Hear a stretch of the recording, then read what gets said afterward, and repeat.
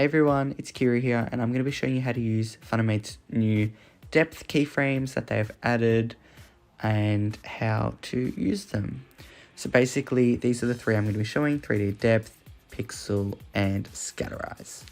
What depth does is basically shows the distance within the photo. So in editing case, it kind of highlights the foreground being the person in the image and the background, and moves the image depending on what you choose. So if it doesn't make too much sense, we'll start with 3D depth because it's the best way to explain it. So once it's applied, you can increase and decrease the depth. So because I think the foreground has been, so the foreground's been added at the moment. You can see when you increase it, the foreground stays in its position and the background moves further back, where when you decrease it, the background increases in size.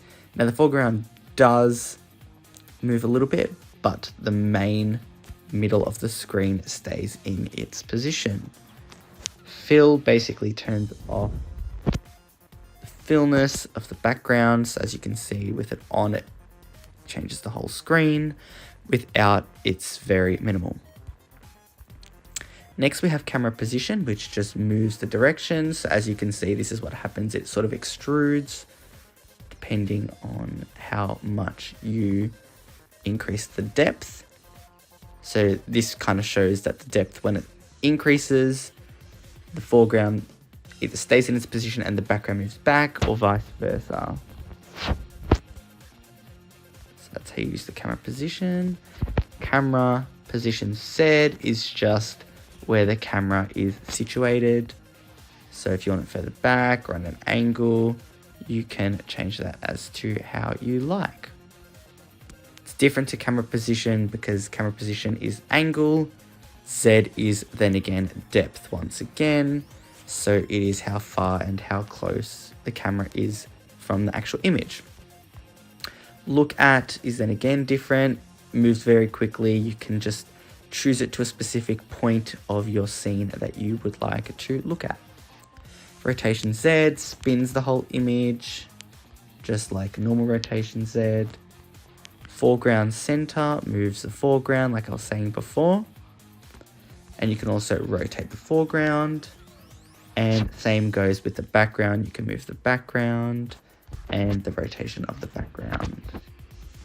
So basically, like I said at the start, depth is the distance from basically us viewing to the back of the scene, which is the background. That's how you use 3D depth. Then we have depth pixel. Now that you guys know what depth is, you can see what it does is keeps the foreground to last because that is what is closest to us in the screen.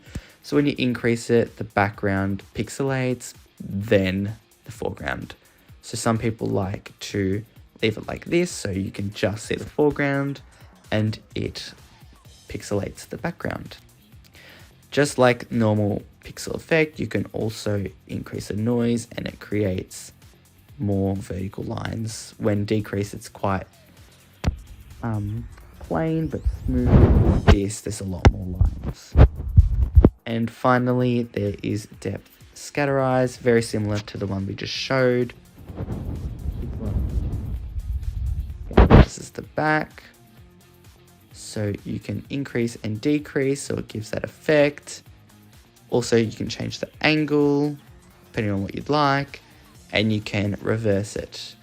So just highlighting again what depth does, it shows the difference between the foreground and the background and what is closer and what you would like to be further away. Now that's how you use the depth keyframes. There are a few more options that are released, such as depth edge, depth of field, depth of glow.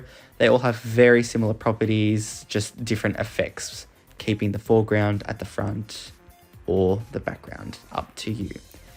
Thank you for watching. Can't wait to see all your new edits with the new depth keyframes. Thanks for watching.